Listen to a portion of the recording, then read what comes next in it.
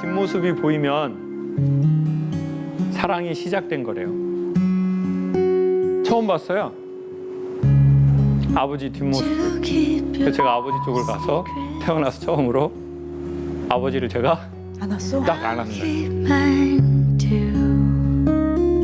아버지가 돌아가셔도 그때 아버지를 안았던 느낌은 저한테 기억될 것 같아요.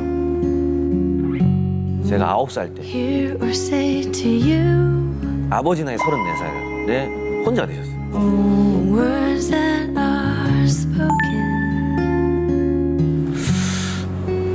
아버지 생각하면 좀 짠해. 그 재심 사건 주로 하는 변호사로 알려져 있고 재심 사건 최근에 한 건 맡았어요. 3명의 억울한 옥살이를 한 사람이 있고 3명의 진범이 있던 사건입니다. 사람을 죽인 진범을 풀어주고 그게 현실입니다. 그래서 세상을 바꾸는 힘은 소시민들의 힘이다. 연대의 힘이다.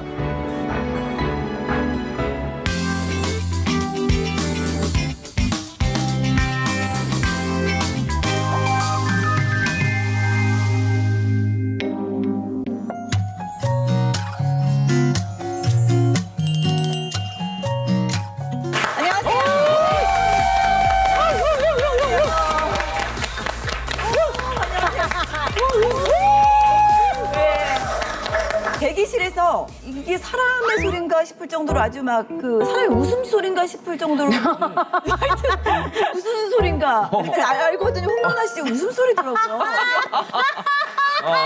언뜻 들으면 돌고래 소리인 줄 알았어. 그러니까 여기가 어디 수족관인가 어딘가 이랬는데 알고 보니까 유나 씨 아니, 결혼하니까 살도 더 빠진 것 같고 더 예뻐진 것 같고 뭔가 더 정돈이 된 것 같아요. 근데 빠졌다가 이제 요요라는 친구가 와가지고 한 6kg 정도 다시 조금 쪄서 다시 내보내려고 하고 있습니다. 근데 야식 때문에 그런 거잖아요. 그렇죠. 야식이 이게 또 같이 둘이 함께 있으니까 얼마나 맛있는 게 많게요. 그래서 근데 사실 그 같이 그 보는 시간이 야식 시간이잖아요. 그렇죠. 예. 이렇게 빠져들다 보면 이렇게 입이 심심하기도 하고 그렇더라고요. 뭐 준비할 야식 좀 추천해 주실 거 있나요? 또 같이 근데 들어요 들으면서. 시간도 생각을 해야 되고 우리가 또 프로그램 특성상 우리가 집중해서 봐야 되잖아요. 그래서 뭔가 뼈가 있거나 뭘 발라내서 따로 놓거나 이러면 너무 귀찮아요. 너무 귀찮기 때문에 집중해서 마시고 먹고 마시고 먹게 하기 좋은 순살 양념치킨. 대박! 뼈를 바를 시간이 없어. 뼈를 바르면 이렇게 하다가 놓쳐요. 하나하나 그냥 쏙쏙 들어간 거. 진짜 영민 씨 당구에 거의 고정 느낌으로 챙겨오시네요. 거의 반고입니다. 반고. 이런 좋은 강연이 있잖아요. 혼자만 오기 뭐해서 사실은 이 자리에 제 개그맨 후배인 여기 지금 김원훈 씨라고 제가 같이 데리고 왔어요. 잘했어요. 네, 여러분들 반갑습니다. 시청자가 뽑은 최고의 개그맨 김원훈입니다. 이게 시청자가 뽑은. 저희 부모님도 시청자이기 때문에 부모님이 뽑은 내 아들. 네. 이게 부모님이 항상 저를 최고라고 이렇게 강의를 항상 듣기 전 자기 중심.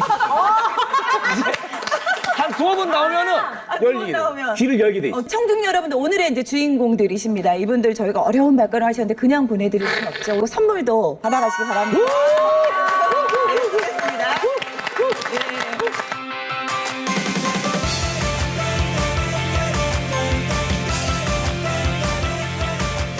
이번에 소개해드릴 분은 강연계 진공청소기죠. 우리의 마음을 쭉쭉 빨아들이고 우리 김창옥 교수님 모시겠습니다. 잘생겼다!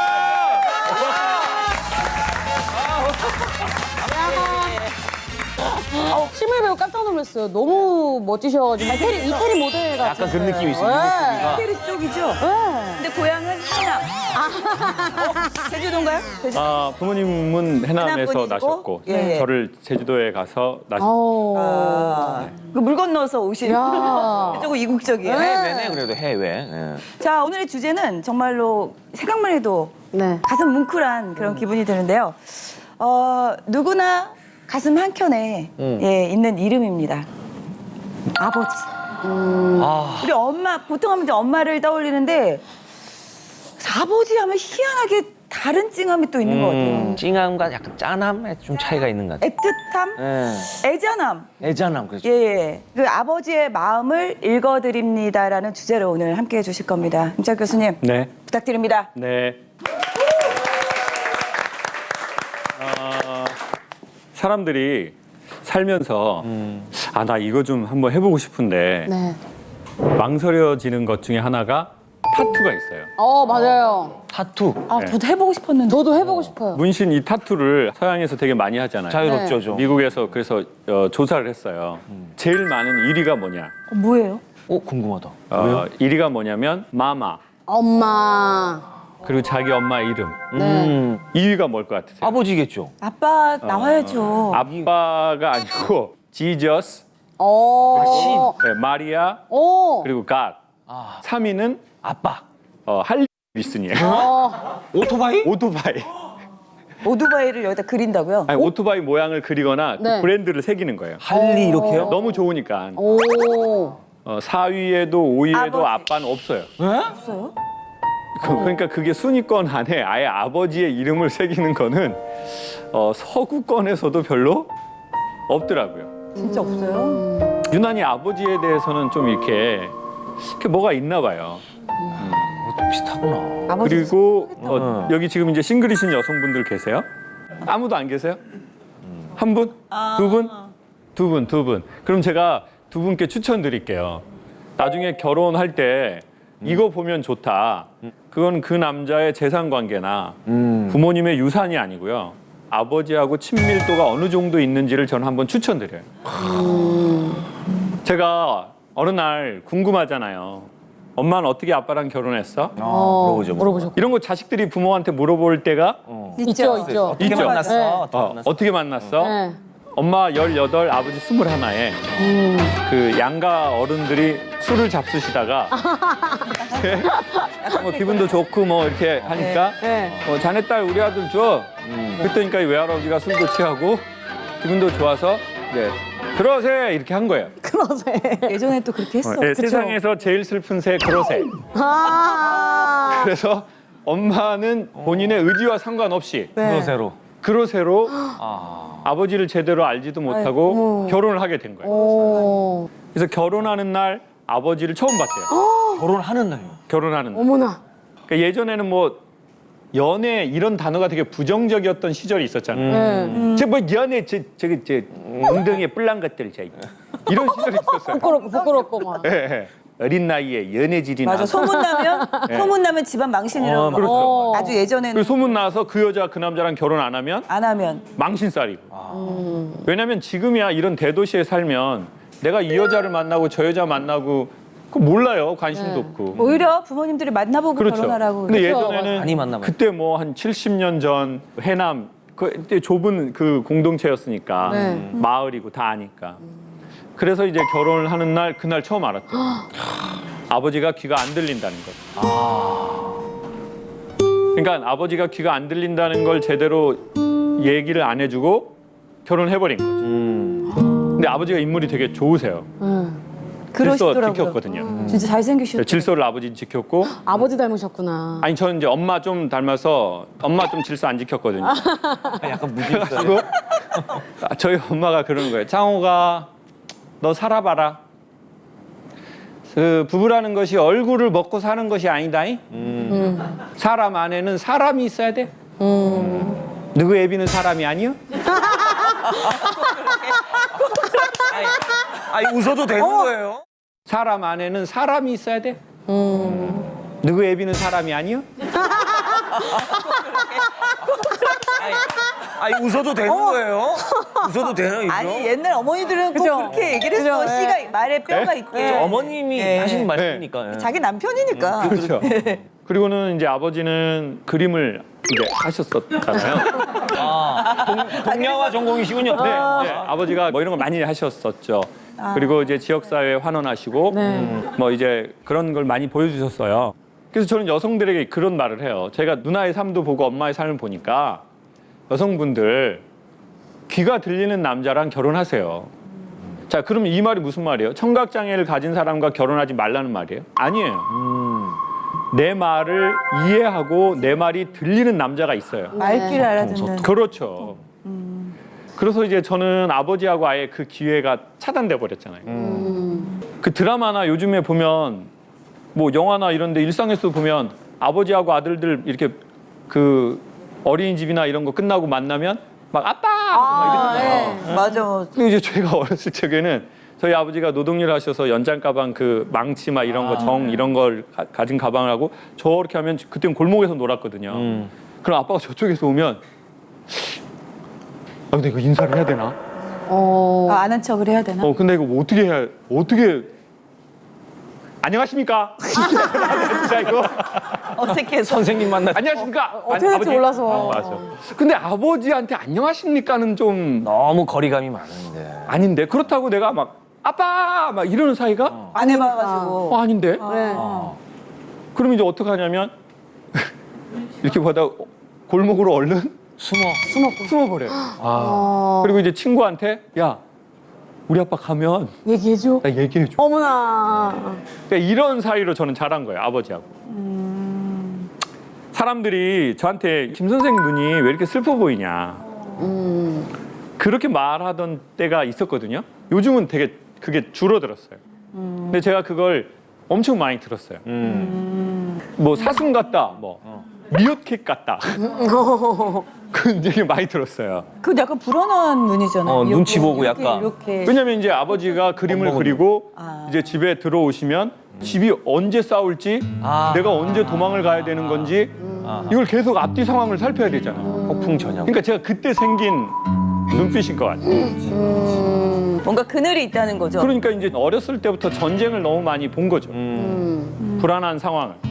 어쩌다 싸운 게 아니라 주기적으로 싸우셨거든요. 주기적으로 문제가 일어나고. 그러니까 이제 그런 아이의 심리가 당연히 그 눈빛으로 갔겠죠. 사실 목소리는 의지예요. 근데 눈빛은 과거와 현존의 집합이라고 봐요. 목소리는 난 밝게 살고 싶어 이 의지가 나가니까 목소리는 밝은데 눈빛은 이때까지 내가 봤던 슬픔을 기억하고 있는 거죠. 저장하고 있고 그게 사라지지 않은 거예요. 그러다 보니까 아버지하고의 관계에서 어색한 채로 이게 그냥 지나가 버리고 그리고 난 얼른 여기서 독립하게 되고 그리고는 이제 제가 강연하면서 돈을 좀 버니까 돈을 드렸어요. 아버지한테. 근데 이제 아버지가 그때는 이제 그림은 안 그리셨는데 윷놀이를 하시더라고요. 또 지역사회에 환원을 또 하신 거예요. 그러니까 엄마는 이제 더 화가 나는 거예요. 우리 아들이 얼마나 힘들게 번 돈인데. 번 돈인데. 그러니까 또 두 분이 또 싸우는 거예요. 또 싸우시고. 그래서 제가 우리 아버지는 돈을 드리면 안 된다. 문제를 계속 일으킨다. 내가 어렸을 때도 아버지가 문제를 일으킨 게 힘들었는데 이제는 부모님이 안 돼서 돈을 드리는데 이 돈을 갖고 또 문제를 일으키니 돈을 들여서는 안 되겠다. 그리고 이제 사이가 더 멀어진 거예요. 그리고 제가 결혼을 되게 늦게 했어요. 결혼을 안 하려고 그랬어요. 어이구. 왜냐면 왜? 부모가 되게 힘들게 산 걸 본 자식은요 두 가지를 생각해요. 1번 나는 이런 가정을 이루지 말고 정말 좋은 가정을 이뤄야지. 그 퍼센테이지가 100%에서 몇 프로가 될 것 같으세요? 그래도 좀 상이지 않을까? 한 7, 80% 되지 않을까요? 그래도 7, 80%. 경험이 있으니까 이제 절대 난 이렇게 안 살아야겠다. 근데 제가 현장에서 여쭤본 결과로는요 30% 전후도 안 되는 것 같아요. 그래요? 근데 그 30% 안에서 또 어떻게 나뉘는지 아세요? 어떻게 해요? 자기는 저렇게 하지 않을 거야 라고 하면서 자기가 그렇게 하고 있어요. 대부분이 그렇더라고요. 개그맨도 이런 거 있잖아요. 나 처음에 들어왔는데 선배들 이 문화 너무 아니야. 내가 선배가 되면 나 이거 싹 바꿔야지. 바꿔야지. 그래서 그 사람이 싹 바꿨나요? 똑같이 하고 있어. 360도 바꿨어요. 360도 바꿨어. 다시 돌아서 왔네요. 360도 바꾸려고 하다가 360도로. 그리고 더 독해져서 돌아오는 사람 더 많고. 그러니까 대단한 각오와 의지와 진짜 피나는 노력이 아니고선 선대의 것이요 바뀌기가 쉽지가 않아요. 내가 왜 저 결혼의 바다에 들어가지 말자. 말아야지. 저렇게 문제가 일어나는 곳을 내가 뭐하러 만들어. 그러지 말자. 뭐하러 결혼을 해가지고 그렇게 힘들게 살아. 아버지하고 사이가 좋았던 아들이 결혼해서 자기 아내나 자녀들하고 사이 좋을 확률이 훨씬 높아요. 그 아버지로부터 받은 인간관계의 언어가 있어요. 여자한테 어떻게 행동하는 건지, 그리고 아버지로서 어떻게 행동하는 건지, 그게 다 언어예요. 그리고 부모 세대의 언어와 자식 세대의 언어가 또 다른 집이 있어요. 맞아요. 달라 세대. 맞아, 확실히. 제가 엄마한테 엄마 우리 칠순 기념으로 금강산 한번 갈까? 이제 전화를 했어요. 그랬더니 뭐단디 가냐? 창호가 뭐단디가 금강산을 엄마는 다 살았어. 엄마 3년 살면 다. 아이고야. 뭐단디가 끊어. 그리고 제 얘기 끝나지도 않았는데 전화를 딱 끊어버려요. 그래서 제가 생각을 한 거예요. 이게 무슨 뜻일까? 뭐단디라는 말이. 뭐단디는 사전학적으로 해석하면 무엇하러 그런 부질없는 말과 행동을 하느냐? 왜 하느냐? 왜? 필요 없어. 이게 뭐단디예요. 부정. 무엇하려? 뭐 이런 말이잖아요. 쓰잘데기 없는 짓이구나. 그 쓰잘데기 없는 짓인 거죠. 어떻게 하지? 심지어는 이거 돈으로 달라는 얘기인가? 계속 생각을 하는데 5분 만에 셋째 누나가 전화가 온 거예요. 여보세요? 그랬더니 창우가 우리 딸들 너 때문에 너무 힘들다? 그래서 왜? 내가 뭐 잘못했어 누나들한테? 엄마가 전화 왔어. 금강산 간다고. 우리 막둥이 아들이 금강산 보내주는데 우회로. 니들 딸들은 밥 먹고 똥만 싼다는 거야. 야 수치스러워 죽겠다. 우리가 밥 먹고 똥만 싸니 창호가? 그 제가 시간을 계산을 해봤어요. 이미 누나 4명한테 전화를 다 돌린 거예요. 바로. 그러니까 머단디를 바로 끊자마자 누나들한테 금강산 간다고 자랑하고 욕하고 자랑하고 욕하고 자랑하고 욕하고 에이 똥만 싸는 인간아 나는 금강산 간다 우리 막둥이가 보내준다. 어렵네. 제가 그날 처음 한 거예요. 아 이게 빨리 예약을 하라는 뜻이구나. 빨리 잡아라. 그래. 가능한 한 아, 빨리. 이거 하라는 거구나. 그리고는 이제 제가 이제 강연하고 돈을 조금씩 벌 무렵에 엄마 나 이제 말일날 돈 좀 보낼게. 조금이야 많은 건 아니야. 창호가 엄마는 2년 살고 죠 저희 엄마 지금 안 계신 지 15년째. 엄마가 이제 소리가 그러더니 또 누나들한테 또 한 바퀴 돌아셨네. 또 우리 막둥이가 용돈 보낸다고. 돈을 보내주는데 누구들은 먹고 싼다고. 먹고 또 똥만 싸고 그러면서 아 부모 세대는 말을 거꾸로 하시는구나. 거꾸로. 너 바쁘지? 이 말이 무슨 뜻일까요? 보고 싶다. 보고 싶다. 우리 딸 요즘에 많이 바쁘지 방송하고 이게 뭐예요? 보고 싶어. 엄마가 시간 좀 너 내서 보고 와. 싶다. 근데 오라고 하기가 미안하다. 미안해. 그러니까 엄마가 창호가 일을 쌀쌀해라. 살살? 네. 어떤 만 좋은 일 난다. 마지막 거는 반대가 아니죠. 그거는 진심이겠죠. 엄마가. 그건 진심일 거야. 잘 끝을 잘해야 돼. 네. 뭐든지 우리 아들 위주지. 그렇죠. 그럴 수밖에 없죠. 근데 이 말을 이해를 못 하거나 그러면은 엄마가 오지 말라는 건가? 그렇게 받아들이면 안 되고. 그렇게 받아들이면 안 된다는 거죠. 근데 많은 남자들이 지금도 그걸 곧대로 듣더라고요. 만약에 명절 때 야 오지 마 바쁜데 오지 마 그러면 야 엄마가 이번에 오지 말라는데. 그 진짜 그래. 세상에. 저희 남편이 그랬어요, 이번에. 그죠? 근데 말 잘 들어야 되는 거지. 우리가 다시 한번 해석을 해야 돼요. 그렇죠. 그러니까 우리가 진짜 공부해야 될 언어는 외국어보다 가족이든 친구든 연인이든 그 언어를 이해할 수 있는 능력을 습득하는 것이 훨씬 중요하다. 근데 어느 날 이제 결혼 시기가 보통 어느 정도 있잖아요. 근데 제가 그 시기에 결혼을 안 하니까 제가 집에 갈 때마다 아버지가 갑자기 잔소리를 하기 시작하는 거예요. 돈 드리고 아버지 뭐 이거 쓰세요. 그런데 아버지가 갑자기 장가 가라 이봐. 갑자기. 확 들어오는 거예요. 장가 가라 이봐. 근데 그게 지금 생각하면 이해돼요. 왜냐하면 청각장애를 가지시니까 소리에 대한 조정이 안 되니까 갑자기 크게 말하는 거고. 할 말 하신 거네요. 네. 근데 이제 그때 당시엔 제가 화가 나니까 돈 드리고. 제가 속으로 누구 때문에 안 가는 건데. 아버지가 저런 말 하면 안 되시지.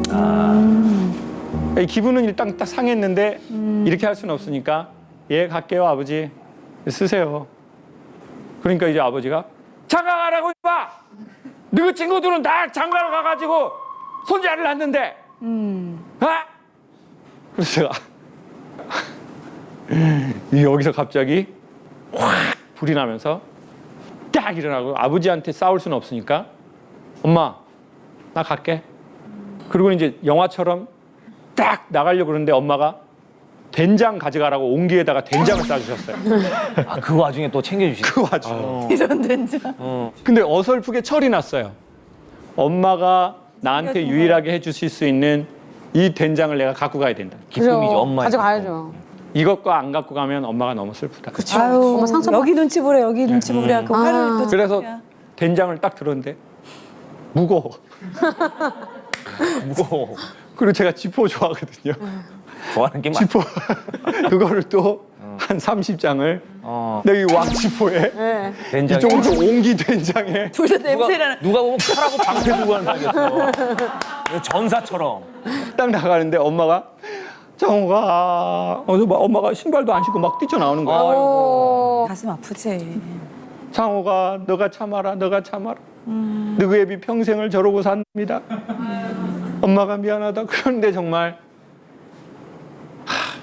엄마 나 갈게. 나오지 마.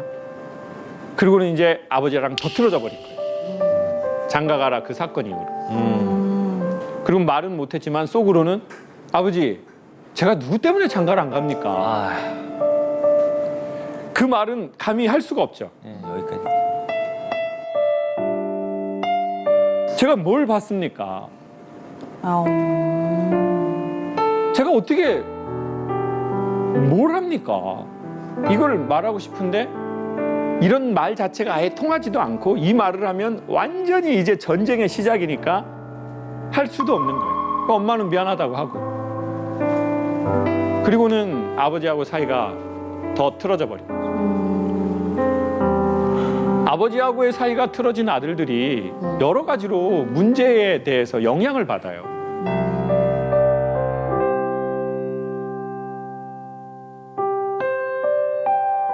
특별히 권위를 가진 아버지하고 사이가 안 좋은 아들들은요. 나중에 나와 권위를 가진 직장의 상사 그 누군가하고도 사이좋게 지내기가 조금 어려운 게 있어요. 그래서 내 선배가 조금 불리하다고 생각하면 그냥 받아버려 그냥.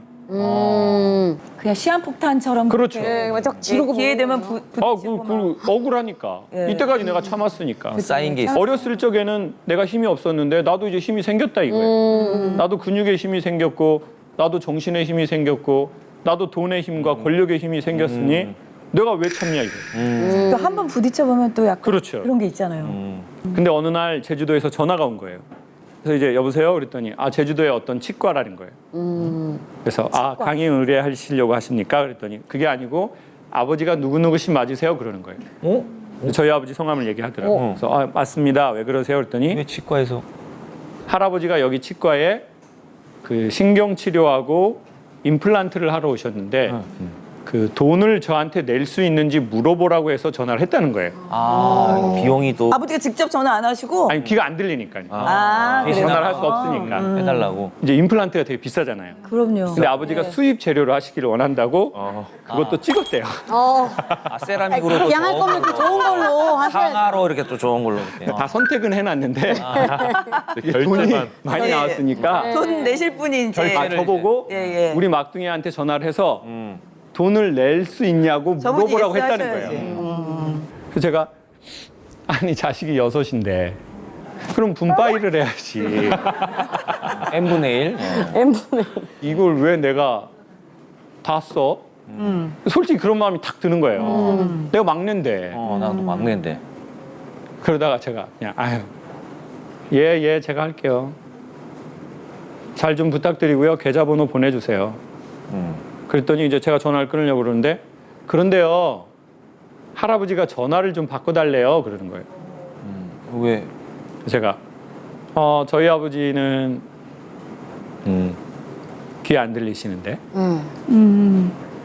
그랬더니 모르겠어요. 할아버지가 계속 전화를 바꾸래요. 아버지랑 전화 통화를 해본 적이 당연히 없잖아요. 귀가 안 들리니까 너무 긴장이 되는 거예요. 아버지하고 한 번도 이런 적이 없으니까. 전화를 해본 적이 없으니까. 그래서 제가 뭐 여보세요라는 말도 못 하잖아요. 아버지가 안 들리니까. 저는 가만히 듣는데 막둥이냐 그러시더라고요. 창옥이라고 안 부르고 막둥이라고 부르셨거든요. 그리고는 아버지다. 그리고는 잠깐 뛰더니 되게 작은 소리로 이렇게 말하는 거예요. 미안하다.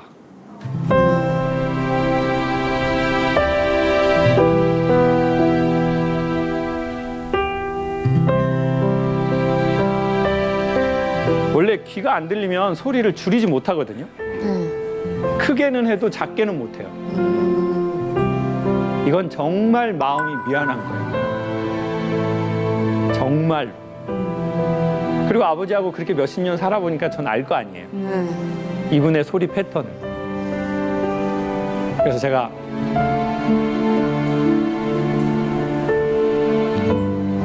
아버지 미안하다고 하지 마세요. 그냥 돈 내라 그러세요. 노동일해서 힘들게 키웠으니까. 이 얘기를 하려고 그랬는데 이미 전화를 끊어버렸더라고요. 딱 그 얘기만 어차피 남의 얘기는 안 들리니까 당신 얘기만 하고 전화를 끊어버리고. 얘기를 하고 싶었던 거예요. 제가 어렸을 적부터 감히 입 밖으로는 꺼내지 못했는데 마음에서 그런 생각을 했었나 봐요. 언젠간 아버지가 미안하다고 해야 된다.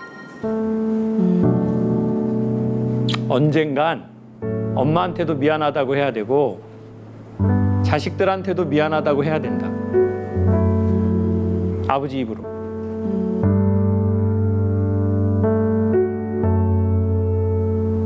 사랑한다는 말 듣고 싶지 않다. 먼저 미안한다는 말을 해야 된다.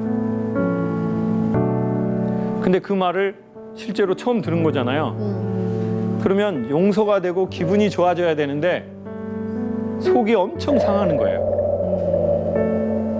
아, 이제 이분이 그 권위주의자였고 말도 안 되게 자식을 대했던 그분인데 힘이 1도 없구나. 약해지죠. 네. 그러니까 이제 돈 때문에 미안하다고 하는 거예요. 그래서 아, 엄마 몰래 돈을 드려야 되겠구나. 그러니까 젊을 때는 돈 없어도 그렇게 추하지 않아요. 근데 나이가 들수록 돈이 없는 게 되게 안 돼 보이는 거예요. 그래서 이제 집에 갈 때마다 엄마 몰래 돈을 드렸어. 이건 어쩔 수 없다. 윷놀이를 해도 어쩔 수 없다. 그냥 엄마 말고 다른 할머니를 만나도 어쩔 수가 없다. 내가 돈을 드려야 된다. 그건 아버지 몫이다, 이제부터. 그래서 1번, 2번, 3번 엄마 몰래 돈을 계속 드렸어요. 그랬더니 아버지가 달라지시는 거예요. 전 소통의 핵심은 돈이라고 생각해요. 근데 여기에서 돈은 그냥 돈이 아니에요. 정기적이고 반복적인 돈이에요. 안정적인 공급. 월급처럼. 정기적이고 반복적인 돈은 마음이 없으면 어려워요. 어렵죠. 근데 아버지가 어떻게 달라지시냐면 정말 별거 아닌데 제주도로 가면 항상 비행기 타고 올라가잖아요. 그러면 아버지는 공항에 나온 적도 없고 환송도 안 하세요. 저희 엄마는 그 공항에 혼자 나오시거든요. 아버지가 안 나오니까. 그럼 그거 옛날 그 바지 아시죠? 일복 같은 거. 네. 네. 저희 엄마는 또 잔꽃 패턴 싫어하세요. 그럼요. 엄마 또 피렌체 스타일이시거든요. 그래서 그 범이라든지 레오파드. 레오파드 강한 패턴 좋아하죠. 와일드하시네요. 그리고 나방 큰 거 2마리. 선이 굵으시네. 그래서 이제 그걸 입고 엄마가 맨날 공항에서 이렇게 울어요. 창호가 가라. 창호가 내가 가라. 더 그런가 봐. 맞아요. 그럼 저는 어렸을 때부터 엄마 우는 걸 많이 봤잖아요. 네. 엄마 이민가? 왜 울어 엄마? 울라면 공항에 나오지 말고 엄마. 그러니까 저는 또다시 죄책감을 갖고 또 떠나는 거예요. 아, 그쵸. 어려서 아버지한테 맞을 때도 내가 엄마를 못 지켰고 커서는 나 살자고 내가 육지로 도망가는구나. 내가 살 수도 없고 내가 뭘 해드릴 수도 없고 그러니 엄마 우는 걸 보고 싶지가 않은 거예요. 근데 그날은 엄마가 무릎이 아파서 못 나오겠다고 그러고 아버지가 나오겠다는 거예요. 그래서 아버지하고 단 둘이 어머 어색했겠다. 공항을 가는데 이게 외국인하고 길을 걷는 것보다 훨씬 어색한 거예요. 대면하죠. 그러니까 적절한 대사가 있어야 돼요. How are you? Fine, thank you. And you? 무슨 말을 해야 될지 모르고. 무슨 말을 해? 야, 이게 정상인가? 아버지하고 아들하고 둘이 길을 걷는데 이렇게 어색할 일인가? 그 어색함이 너무 싫잖아요. 자연스러운 대화의 주제거리도 없고. 돈이 많은 건 부자고 잘 사는 건 추억이 많은 거래요. 근데 전 아버지하고 추억이 없는 거예요. 그래가지고 이제 공항에 도착해서 어색하니까 돈을 얼른 드리고 들어가고 싶더라고요. 제가 이제 아버지, 엄마한테 얘기하지 마세요. 조금이에요. 근데 이제 그날은 아버지가. 제가 이렇게 딱 했는데 아버지가 저기에서 저를 딱 이렇게 보고 한 번도 우리는 이래 본 적이 없잖아요. 네. 근데 아버지가 저를 딱 보면 제가 거기에서 약간 대성통곡을 할 것 같아요. 난 지금 파병을 가는 것도 아니고 군대를 가는 것도 아니고 이민을 가는 것도 아니고 일상인데. 근데 막 심장이 뛰는 거예요. 그럼 나는 어떻게 해야지? 그럼 뭐 손을 들어야 되나? 아버지랑 눈 마주쳤을 때. 그래가지고 뭐 왜 나오셔서 이런 상황을 연출하실까? 하고 이렇게 제가 딱 봤는데 아버지가 그 자리에서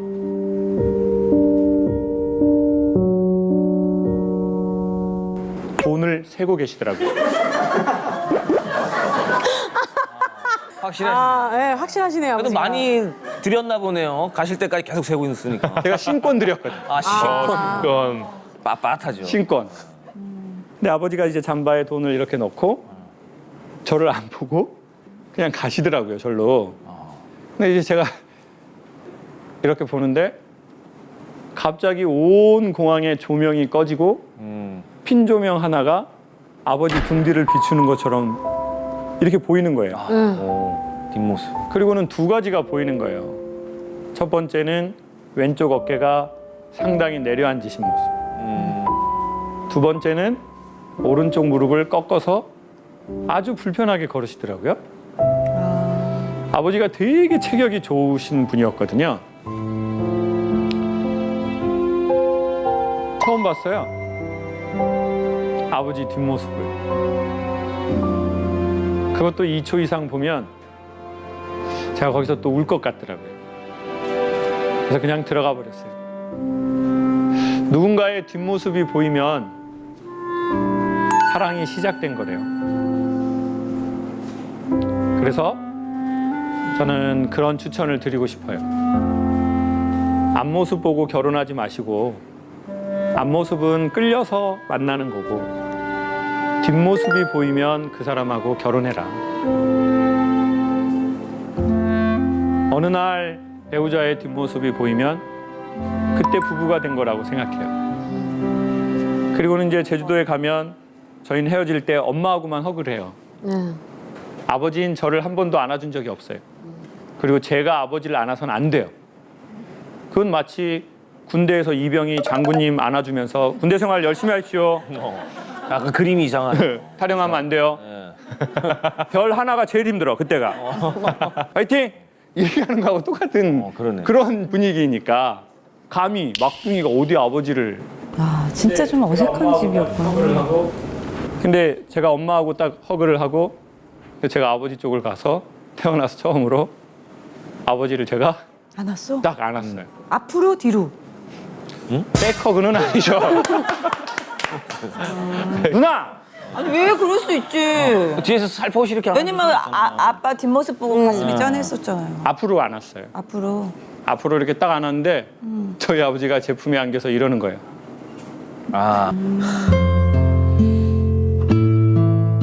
어색해서? 긴장해서. 긴장해서. 힘이 들어가지고. 근데 순간 내가 이 남자를 딱 안았는데 0.1초 안에 스캔이 확 되는 거예요. 평생 고생을 아주 많이 한 몸이구나. 이게 한두 번 힘든 일을 한 게 아니라 아주 오랜 세월 반복해서 고생을 했구나. 그리고 매우 긴장을 했구나. 그러니까 서로 어색하니까 뭐 한 1초도 안 됐던 것 같아요. 네, 이렇게. 아버지가 돌아가셔도 그때 아버지를 안았던 느낌은 저한테 기억될 것 같아요. 그럼 이제 엄청 친해지신 거예요, 그 이후로? 그러진 않아요. 그냥 약간 거리두기가 또 좀 네, 거리두기. 쉽지가 않죠. 네. 아버지랑 관계가 어때요? 제가 아버지한테 물려받은 건 무뚝뚝함이거든요. 아버지랑 있으면은 진짜 말이 없어요. 어디 뭐 같이 걷더라도 아버지랑 걷다 보면은 벌써 거리가 엄청 차이 나요. 아버지가 뭐 멀리 가 있거나 제가 먼저 가 있거나 그래서 앞뒤로 가는 거죠. 앞뒤로 가서 뭐 대화는 뭐 둘째치고 거의 같이 걷지라. 근데 와이프가 그런 얘기를 하더라고요. 제가 아버지랑 한 번 이렇게 걸어가는데 뒷모습이 너무 똑같대요. 뒷모습, 뒷짐지고 걷는 게 너무 똑같아요. 그러니까 아버지가 어머니라는 게 좀 헤어지셨어요. 제가 9살 때. 그래서 그때부터 아버지가 저희 형제를 이제 양육을 했는데 계속 이제 그치. 일만 다니셨어요. 그때 이제 아버지가 주물 공장에 다니셨는데 새벽부터 나가고 막 저녁 늦게 와서 같이 밥을 먹은 적이 거의 없어요. 없고 아버지를 어쩌다가 이렇게 만나거나 뭐 이렇게 좀 하게 되면 그 주물 공장의 그 특유의 냄새가 있거든요. 약간 탄내가 나는데 저는 그게 아빠들 냄새인 줄 알았어요. 아, 근데 나중에 이제 친구 아버지랑 만났을 때 그 스킨 냄새 나고 막 하더라고. 저 집엔 로션도 없었거든요. 아버지 생각하면 좀 짠해요. 그래서 아빠랑 혹시 교수님처럼 이렇게 안아본 적 있어요? 안아드린 적이 없어요. 그래서 뭐 항상 어디 가면 이런 얘기를 하거든요. 나 아버지 사랑하는데? 너 아버지랑 친하다고 생각하는데. 얼마 전에도 아버지가 이제 김천에 사시는데 그때 비가 많이 온다 그래서 아버지 혼자 계시거든요. 그래서 급하게 혹시나 이제 걱정돼서 내려갔는데 저는 하룻밤 자고 오려고 그랬어요. 와이프도 가서 자고 와 그랬는데 걱정할 거 없어 하더니 아버지가 저는 아버지랑 또 어디 갈 줄 알았는데 아버지가 역에다가 다시 저를 내려다 주더라고요. 가래요 그냥. 그리고 11시에 가서 4시에 올라왔어요. 아버지가 어색. 아버지도 어색하신 거야. 혹시 자고 가면 어쩌나 이렇게. 그 이미 척단을 해버리니까 근데 그때 머리가 하얗게 새셨더라고요. 그 모습을 보니까 내리기 전에 셀카 한번 찍어요 해서 셀카 하나 딱 찍었는데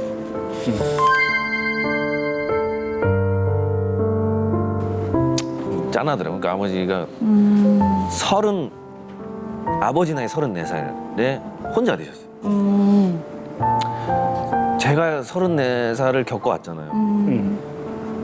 정말 놀고 싶고 정말 혈기왕성하고 여행 가고 맞아, 싶고 한다고. 한창 때잖아요. 또 철도 없어. 요즘 30몇 살은. 근데 아버지가 한 번도 여행을 가신 적이 없어요. 그래서 제가 개그맨 되고 나서 비행기를 처음 타셨어요. 근데 어떻게 이제 해외여행을 갔는데 거기서 이제 스노클링을 하는데 중학생인 줄 알았어요. 좋아하셔서? 너무 좋아하시더라고요. 노는 게 중학생처럼. 너무 좋아하시어요. 안 나오시려고 물에서 안 나오시려고. 하고 싶은 걸 안 하시고 자식 위해서만 해야 되는 일을 하신 거죠. 애들 먹여 살려야 되니까. 아이고. 그러니까 아버지가 어렸을 때 공부해라 많이 하잖아요. 근데 저도 어렸을 때 공부 잘했잖아요. 그래서 이제 공부를 조금 했는데 어느 순간 아버지가 대학 가라는 얘기를 선뜻 못 하는 거예요. 또 등록금을 부담이 되니까. 근데 공부는 잘하는데 참 가슴이 아프셨겠다. 그래서 실력은 되는데. 네, 물론 대학을 가긴 갔는데 한 학기 끝나고 말씀하시더라고요. 휴학을 하면 어떻겠니라고. 그 말을 참 얼마나 하기 힘들으셨을까. 아들한테 먼저 휴학을 하면 어떨까 해서. 그래서 저는 그때 휴학을 하고 아직까지도 복학을 안 하고 바로 이제 개그맨 시험 봤을 때 개그맨 됐죠. 지금은 너무 좋아하시죠. 뭐.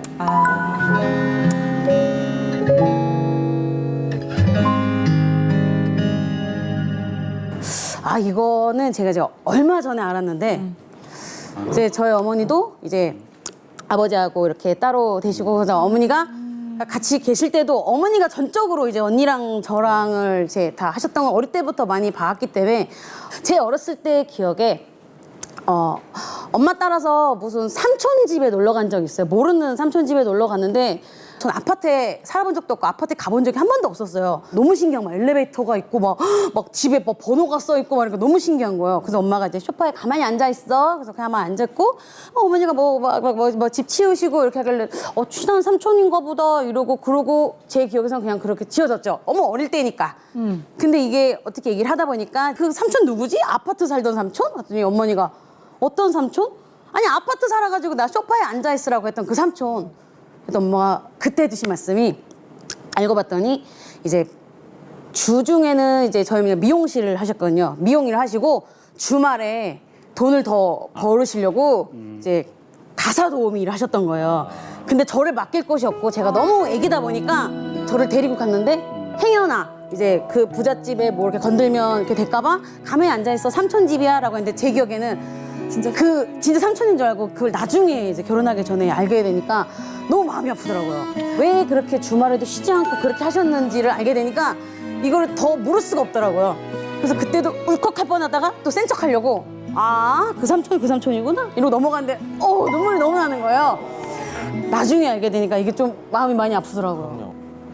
근데 저는 두 분 얘기를 들으면서 그런 생각이 더 드는 것 같아요. 영화 아바타에 보면 그 아바타들이 처음 만났을 때 인사할 때 혹시 뭐라고 인사하는지 기억나세요? 아바타가? 그 아바타의 그 이거 아니에요, 이거 이렇게. 귀로 이렇게 머리 이렇게 이렇게 해가지고 연결하는 거 맞아요. 연결해서. 그리고 뭐라고 하냐면 I see you라고 해요. I see you. 나는 당신을 봅니다가 아니고요. 나는 당신이 보입니다예요. 아버지의 흰머리가 보여요. 이게 I see you예요. 아버지가 그날 흰머리가 났을까요? 아니요. 아버지는 그 전에도 나셨을 거예요. 근데 어느 날 내 마음이 무엇인가 의해서 바뀌니 아버지의 흰머리가 보이는 거예요. 사랑한다라고 말할 때 그 아바타족에 I love you가 없어요. 뭐라고 할까요? I see you. I see you. 그게 사랑한다는 말이에요. 아버지 당신의 흰머리가 보여요. 아버지 당신의 뒷모습이 보여요. 아버지 당신이 즐거워하는 그 모습이 보여요. 이게 사실은 I love you죠. 관심과 사랑이네. 이게. 그래서 I love you라고 말하는 거예요. 부모님이 우리를 계속 기다려주지는 못하시겠죠. 그리고 여행도 관절이 상하시면 못 가는 날이 오고. 근데 부모님들이 우리가 아버지 이거 해볼까요? 그때 할 때 아버지가 좋다 이렇게 하는 아버지는 거의 없을 거예요. 야 그걸 뭐하러 하냐? 나 바닷가 싫어한다 라고 하지만 이 말은 야 내가 미안한데 해라. 그리고 결국 하고 좋아하실 거예요. 그리고 저는 그거를 꼭 사진이나 영상으로 남겨서 그때의 추억을 좀 더 늘렸으면 좋겠어요. 이것이 반드시 나와 내 자식 세대에 영향을 또 주거든요. 그걸 하지 않고 내가 내 자녀와의 관계를 맺는 사람과 그거를 그래도 해보고 내 자녀와의 관계를 맺는 사람과의 삶은 또 되게 다르거든요. 그래서 우리 삶에 지대한 영향을 미치는 우리의 부모님들에 대한 얘기를 해봤습니다. 감사합니다.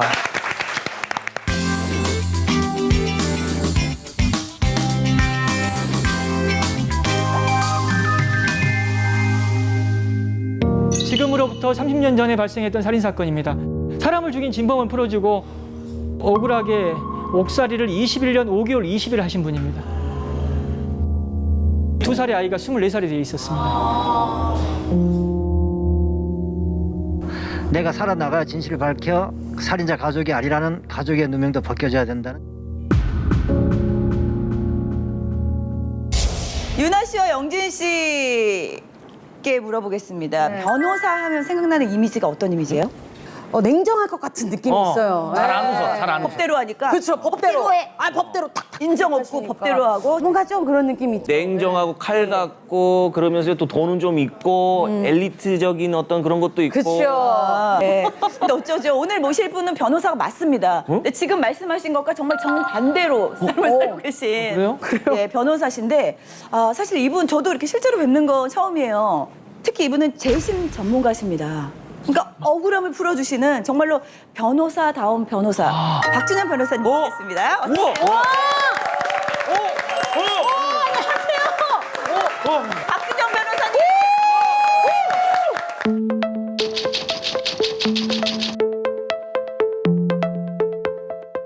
사건 당일 과연 1분 40초 동안 살인 사건에 대한 재심을 청구합니다. 재심 개시 결정이 간절한 억울함을 풀 수 있는 하나의 계기가 됐으면 하는 바람도 있습니다.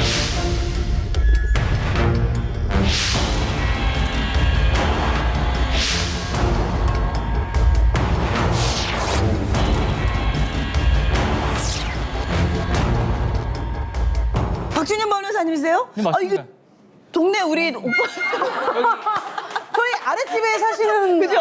네. 재심 변호사라니까 뭔가 네. 이렇게 조금 이렇게 한치의 흐트러짐도 없이 그럴 줄 알았는데 너무 이렇게 수수하십니다. 수하시고 네. 심지어 청순한 이런 외모로 약간 좀 청순하다는 얘기는 또 듣고 있죠.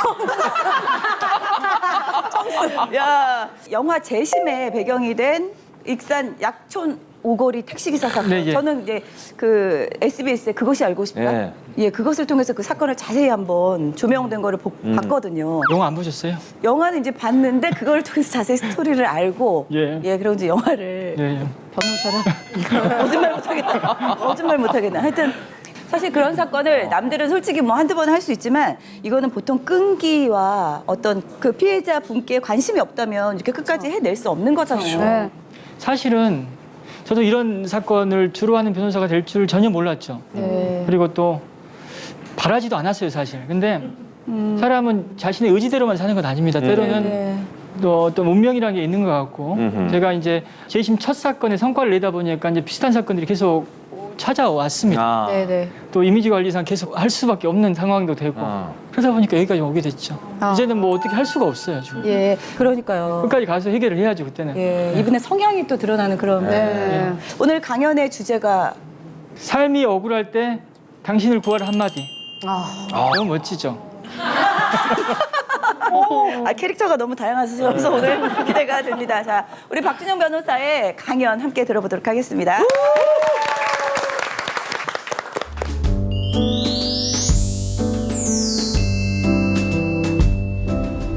도시에서 아무런 걱정 없이 자랐을 것 같은 외모와 달리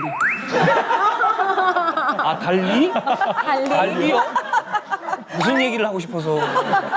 본인이 웃잖아. 자신감 있게 하셔도 돼요. 예. 그런 외모와 달리 전라남도 해남 땅끝 마을에서 배를 타고 한 30분 정도 가야 하는 노하도라는 섬에서 노하도요? 예, 자랐고 그곳에서 학교를 졸업했습니다.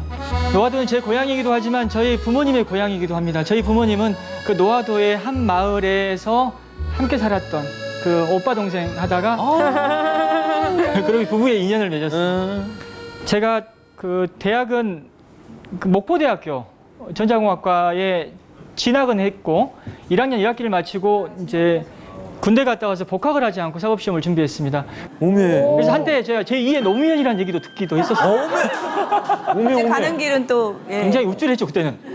그렇다면 사람들이 아니 뭐 고등학교 다닐 때 공부를 잘했으니까 아무리 섬이긴 하지만 그런 어떤 기본이 있어서 사법시험에 합격한 것 아니냐라고 굉장히 오해를 많이 하셔서 제가 사진 한 장으로 말씀을 드릴게요.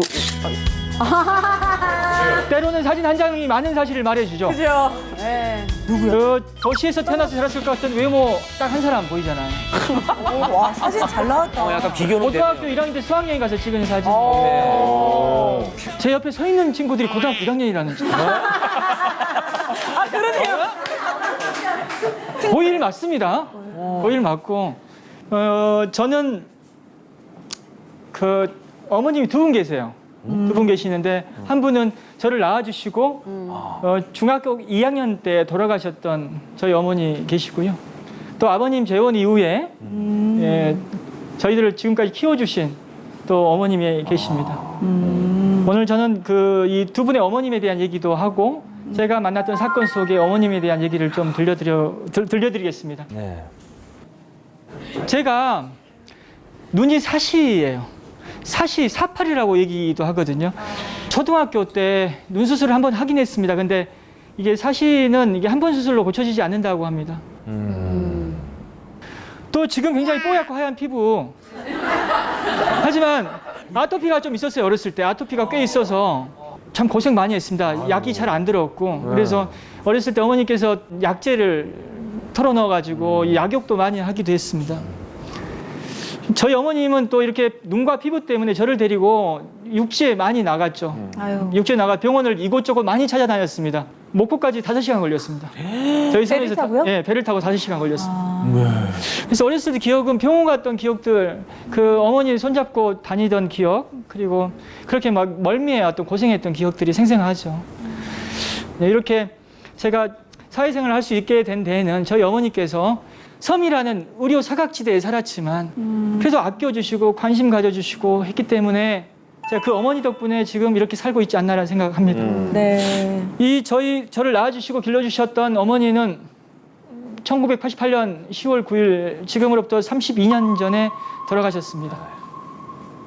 어머니께서 제 초등학교 때 암에 걸리셨고 그때 이제 수술도 하고 치료도 받으셨습니다. 그런데 이제 중학교 때 재발하셨어요. 그 재발할 당시 상황은 지금도 저는 생생해요. 어머니는 말기암 환자였습니다. 병원에서 포기했어요. 병원에서 포기해가지고 시골로 내려왔습니다. 노화도로. 근데 말기암 환자의 고통을 가까이서 봤죠, 많이. 그리고 점점 어머니의 몸속에서 생명이 빠져간다라는 느낌이 들었죠. 그렇게 어머님은 얼마 후에 돌아가셨습니다. 돌아가실 때 어머니 나이는 39이었어. 39살이었고 그때 저는 중학교 2학년이었고 제 동생들은 초등학교 4학년이었습니다. 눈을 못 감죠. 자식들을 두고 어떻게 떠날 수 있어요? 눈을 못 감으셨습니다. 눈을 뜨고 돌아가셨는데 돌아가신 어머님에 대한 아픈 기억입니다. 저희 아버님께 한 가지 부탁을 하셨습니다. 어머니께서 제발 준영이 아빠 재혼하지 말라고. 얘들 불쌍해진다고. 그래서 저희 아버지 어머니 생전에도 말 안 듣더니 그 말씀도 안 들으시더라고요. 아이고. 재혼 얼마 있다 하셨어요. 지금 그 아버지 이해합니다. 혼자 살기 힘들죠. 그렇죠. 애들 어떻게 키워요? 그리고 어떻게 키워요. 네. 근데 저희 집에 그 정상적으로 생각하면 올 수 없거든요.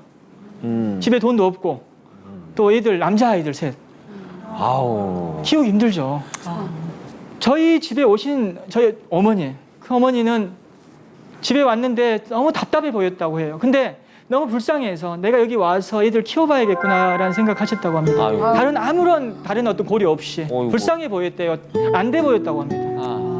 그래서 오셔서 저희들을 키워주셨고 저는 감히 말씀드리는데 저는 우리 어머님 없었으면은 이 자리에 절대 설 수 없습니다.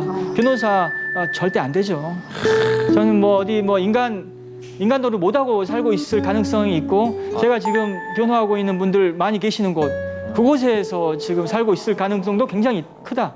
사람 몰라요. 사람은 어떤 환경에 처해 있느냐에 따라서 사람의 삶은 완전히 달라집니다. 맞아요. 또 우리 두 번째 어머님에 대한 또 아픈 인상이 있어요. 저희 아버님은 2001년 11월 16일에 돌아가셨습니다. 굴삭기에 치이는 사고를 당하셨죠. 공사 현장에서. 응급실에서 아버지를 봤을 때 아버님은 그 런닝이 찢겨져 있었습니다. 심폐소생술을 하다 보니까 찢겨져 있었던 것 같아요. 그 런닝을 부여잡고 울고 있던 그 어머님의 눈빛이 지금도 생생하죠. 너무나 슬픔 어린 눈빛, 절망적인 눈빛. 그게 생생합니다. 그런 상황에서 어머님께서 저를 쳐다보는 눈빛을 보고 내가 중심을 잘 잡는 게 중요하겠구나. 어머님 때문에 여기까지 지금 와서 살고 있는데 사람이 의리는 지켜야지.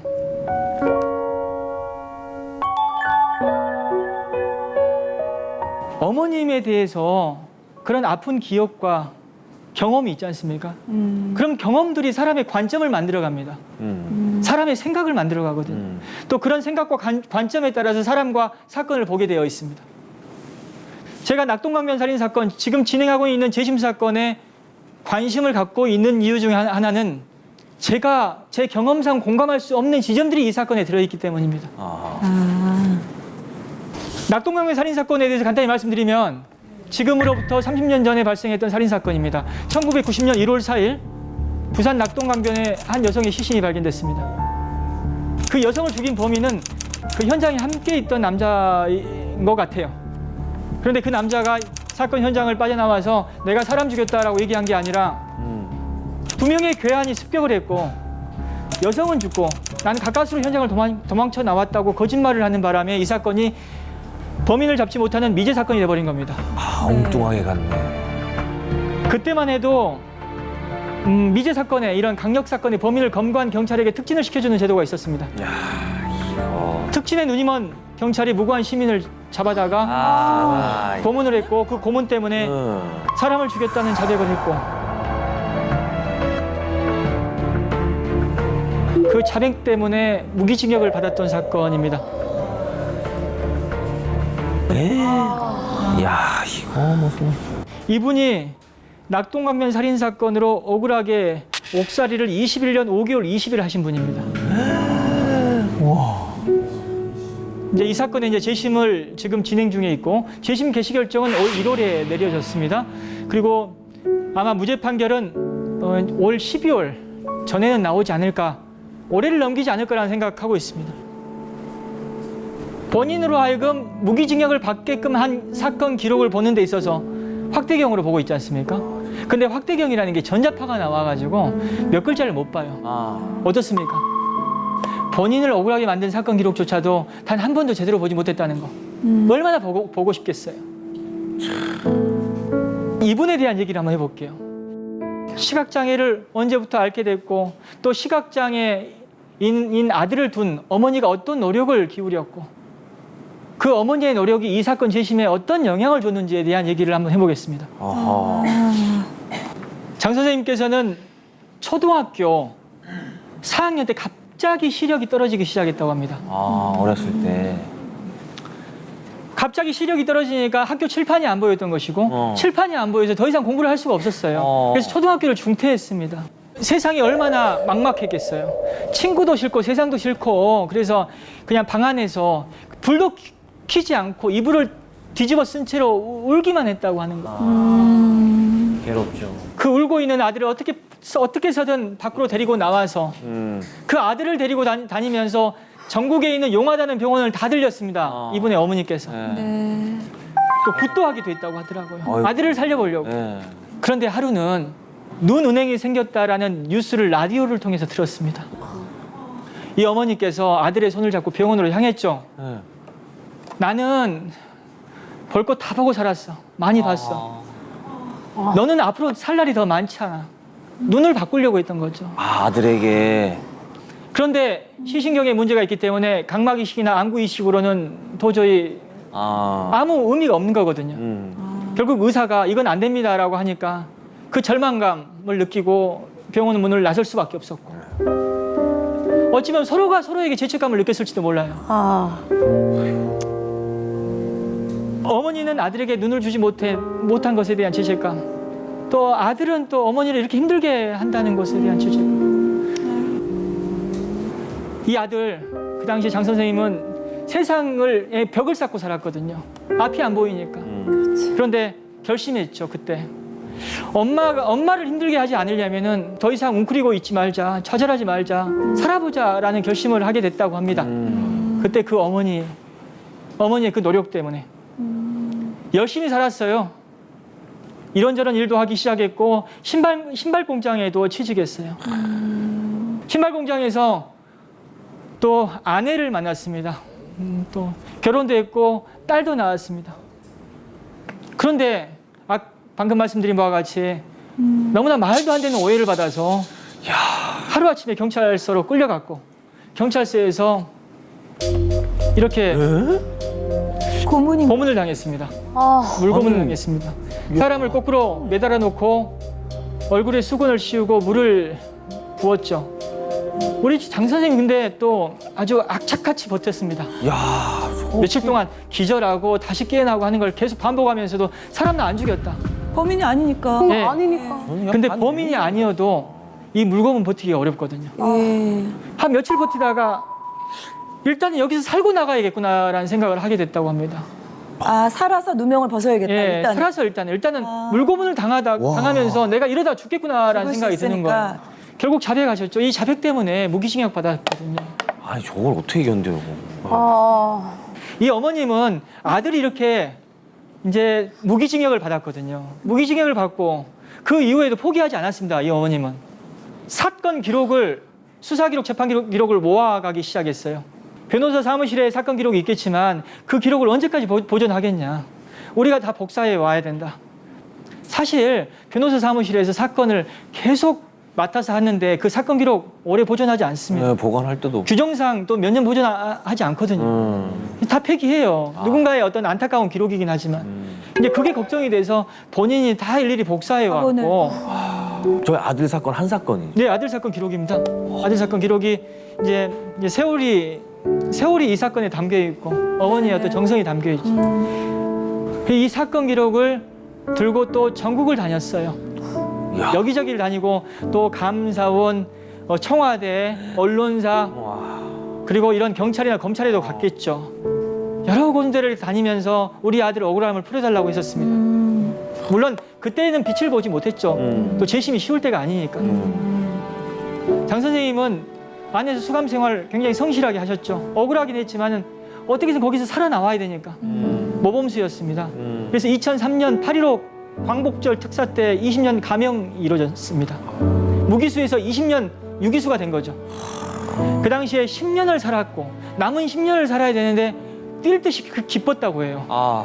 이해 안 되시죠? 10년 살았고 남은 시간이 10년인데도 그렇게 기뻤다고 해요. 그래서 그날 제가 듣기로는 교도소에 훈제닭 한 마리, 수십 마리 사가지고 그걸 다 돌렸다고 하더라고요. 기뻐서요? 감형받아서. 감형받아서 10년 더 살아야 되는데. 살지 않아도 될 옥살이를 사시는데도. 예, 10년을 더 살아야 되는데 훈제닭을 다 돌렸다고 하더라고요. 오메. 근데 어머니가 오셔야지 이 기쁜 소식을 얘기해 드릴 텐데 제일 기뻐하실 분. 제일 기뻐하실 분이 어머니죠. 근데 어머니가 면회를 안 오시는 거예요.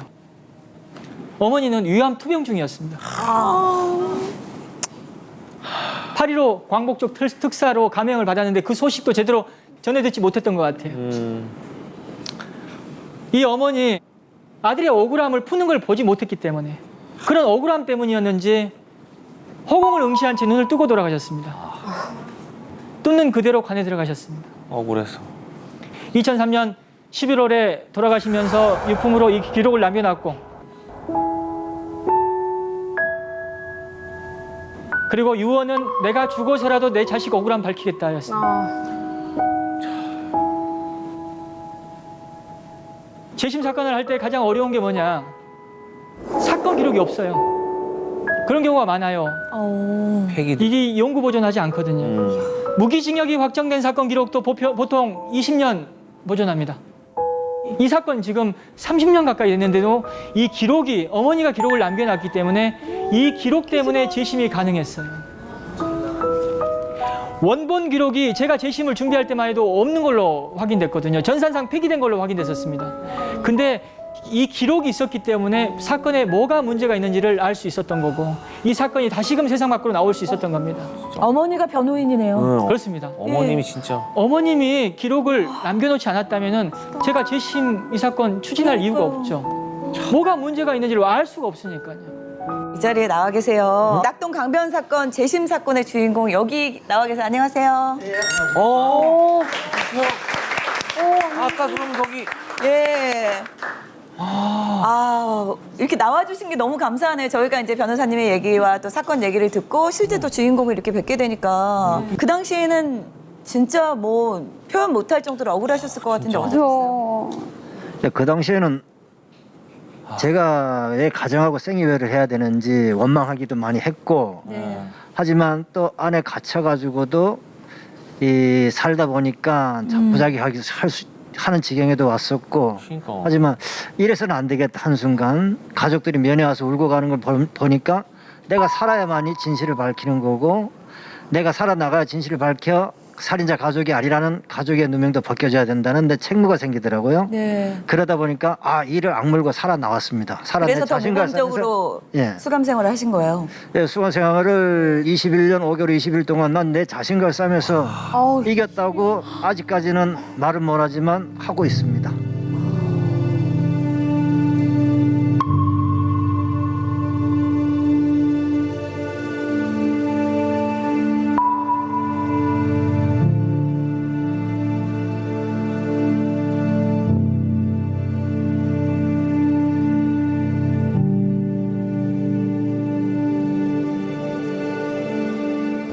사실 이렇게 뭐 본인도 굉장히 억울하셨지만 어머니의 뭐 활약이라 그러면 활약이죠. 그 사건 기록을 남겨놓지 않으셨으면 이런 결과도 없었을 텐데. 그걸 들고 여기저기 말 찾아다니고 했지만은 부산의 국가인권위원회에 가니까 한 장 넘겨보지도 않고 재판이 끝난 사건이라 도와줄 수가 없다 이러더라고요. 또 법률 구조공단에 갔어요. 가니까 증거물 있으면 재심을 해야 되는데 이런 말은 하지만 한 장 넘겨보지 않더라고. 그거 기록 안에 증거물이 다 있는데 그냥 말로만. 그러던 차에 박준영 변호사를 처음 알게 됐습니다. 그래 됐는데 그 뒤에 변호사님의 기록을 보시고 하시는 말씀이지 이래가지고 어떻게 그 긴 세월을 살았습니까? 재심을 해서 진실을 밝혀야죠. 그 소리 듣고 진짜 사실 신봉사 심청이가 눈 떠졌듯이 저 눈이 확 떠지는 것 같더라고요. 진짜 세상을 다 얻은 기분을 느꼈습니다. 그게 어쨌든 어머님이 다 그동안 모아놨던 자료 아니겠습니까? 그걸 항상 그러면 재판 때마다 들고 다니시는데 오늘 이 자리에도 혹시 들고 나오셨나요? 예. 저 역시 누가 볼 때면 하찮은 종이라고 볼란지 모르겠지만 저는 생명줄이라 생각하고 또 우리 어머니의 또 유품, 우리 어머니의 손때가 묻은 거 지금 재판을 하면서도 저는 가지고 다니면서 이 무거운 걸 어떻게 짊어지고 다녔을까? 나는 엄마와 같이 하는 기분으로 법정에 같이 가지고 다니고 있습니다. 어머 세상에. 정말 귀한 어머니의 눈물과 땀과 아들을 사랑하는 그 마음이 그 보따리 그대로시는 것 같은데. 이거 보세요. 이거 다 만들어서 이거 수기로 다 만들어서 철을 이렇게 하셨네요. 옛날 방식으로. 예.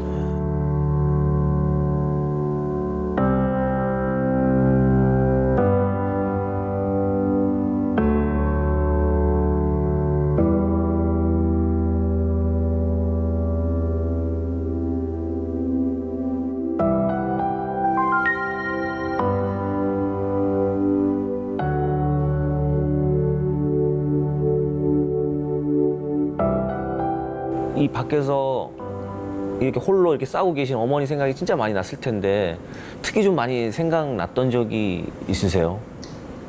면회 올 때도 힘들었고 제가 구치소에서 검사 조사 받으러 가게 되면 이 수갑을 채우고 딱 꽁꽁 묶어가지고 굴비 엮듯이 엮여가지고 서너 사람씩 딱 끼워가지고 같이 들어가거든요. 데리고 가는데 저는 잘 보이지 않았는데 어디선가 저 이름을 부르면서 달려와서 제 손을 잡을 때 진짜 힘들었고요.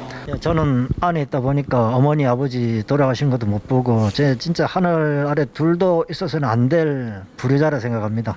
그리고 또 아직까지도 돌아가셨다는 실감을 느끼지 못하고 있습니다. 금방 다시 저 이름을 부르고 나타날 것 같은 그런 기분을 갖고 있습니다. 지금도 소리내어 불러보고 싶습니다. 언젠간 부를 날이 있겠죠. 재판 끝나고 영천에 가서 목이 터지라 한번 불러보고 싶습니다. 예. 이제는 가가지고 떳떳하게 이번엔 가면 진실이 밝혀졌습니다 하고 외치며 엄마라고 부르고 싶습니다.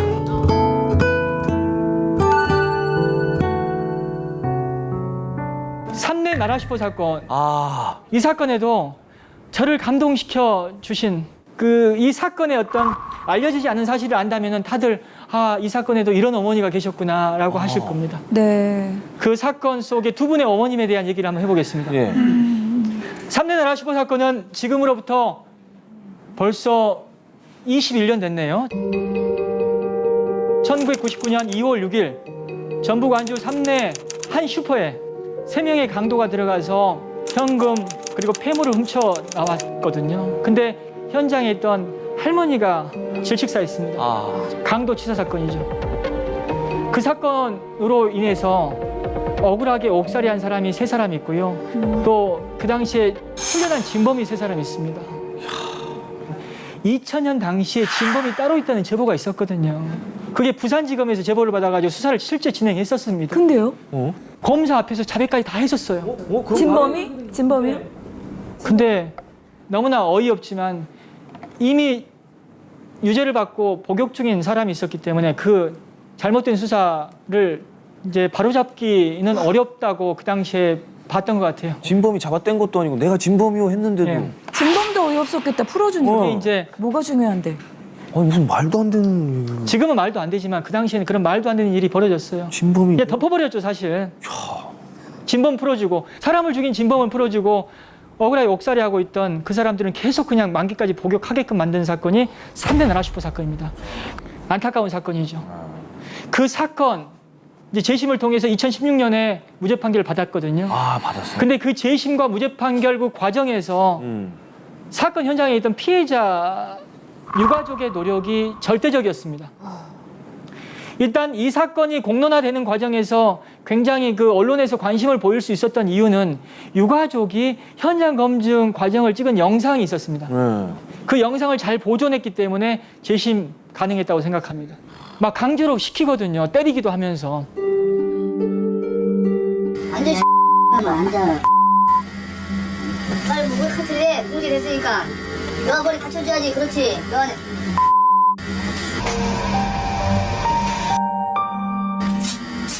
이렇게 있어. 그래. 이게 아니야. 그렇게. 아, 그래. 야, 너는 머리 잡았어. 지금 팔 사고 안 잡았잖아, 그때. 알았어. 처음에 진짜 진짜 이걸 누가 내렸어? 내려. 네가 내렸잖아. 가보자. 나는 설레 쏘자는 감독이. 현장에 있던 피해자 지금 오른쪽에 있는 분이거든요. 네. 최성자 사모님인데 이분의 역할도 지대했습니다. 그때 남편 그리고 아들과 함께 잠을 자고 있었습니다. 새벽에 갑자기 흉기를 들이댑니다. 목에. 아이고. 움직이면 죽인다고. 네. 얼마나 두려웠겠어요. 무섭죠. 가장 먼저 했던 일이 뭘까요? 어둠을 더듬어서 5살짜리 아들을 끌어안았습니다. 다행히 아들은 그날 깨지 않았습니다. 하지만 옆방에 있는 할머니가 돌아가셨습니다.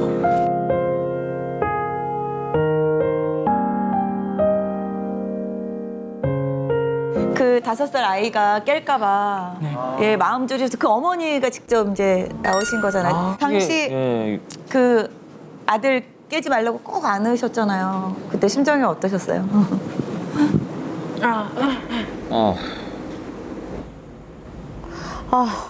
한 20년 지났는데 저는 그때 그 상황만 생각하면 지금도 엄청 떨리거든요. 그렇죠. 당연하죠. 그 어둠 속에서 제가 제 목에 이렇게 뭔가 와 닿았고 뭐 움직이면 죽인다 이렇게 얘기했을 때 제가 가장 염려됐던 부분들이 저는 이 사람한테 다 내어주고 싶었거든요. 그냥 어서 가라고. 그런데 그 상황에서 그 5살짜리 아들이 만약에 깨어서 운다면 그래서 범인을 자극한다면 상황이 어떻게 흘러갈지 모르니까 그 상황에서 저는 엄마니까 자식을 안아야 됐어요. 그 묶인 그 몸으로. 본능적으로. 그러면서 그냥 깨지 마라. 깨지 마라. 제발 자라. 절박했죠. 아무것도 보지 말고 아무 소리도 듣지 말고 그냥 자라 그랬거든요. 근데 다행히 그날 저희 아이는 안 깼고 네. 지금 건강하게 잘 자랐습니다.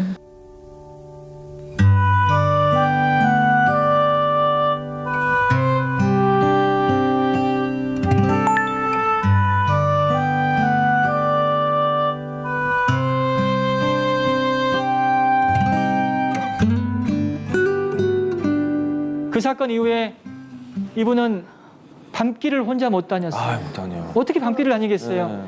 엘리베이터를 혼자 못 탔습니다. 트라우마에 시달렸습니다. 근데 피해자임에도 불구하고 어떤 생각을 하게 되냐면은 그 끔찍한 사건 때문에 가난한 집 아이들 셋이 억울하게 누명을 쓰고 있다라는 것이 나 때문에 이런 일을 겪는 것 아닌가라는 또 그런 죄책감에 또 시달리는 겁니다. 피해자인데도. 그렇죠. 피해자인데도. 그래서 그 당시 재심을 위해서 발벗고 뜁니다. 야, 어떻게 그러지?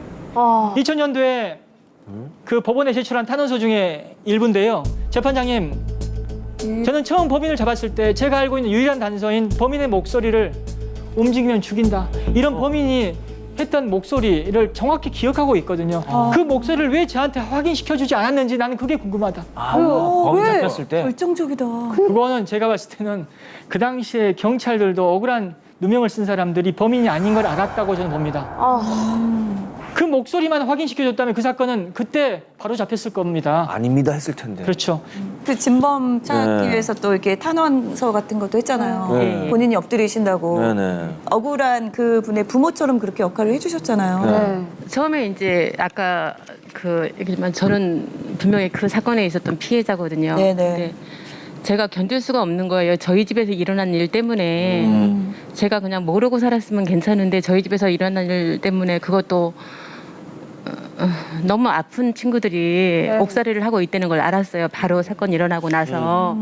그래서 내가 알고 있는 게 유일하게 목소리고 그 목소리는 제가 지금도 너무 생생하게 기억을 하니까 목소리 들으면 알 수 있다 이래서 교도소에 찾아가서 그 친구 목소리를 제가 들었어요. 근데 그게 그 목소리가 아닌 거예요. 목소리로. 확신하신 거예요? 그때 아신 거예요? 틀려도 너무 다르죠. 너무 다르구나. 아예 다른 예, 목소리. 예. 예. 그래서 제가 이제 그렇게 하고 나서 바로 이제 또 부산의 진범 예. 그쪽을 찾아갔어요. 네. 찾아가가지고 동영상 이렇게 녹화 떠는 게 있는데 보면 알 수 있다고 하더라고요. 목소리 들으면. 그래서 제가 분명히 알 수 있다고. 그래서 목소리 딱 들었는데 제가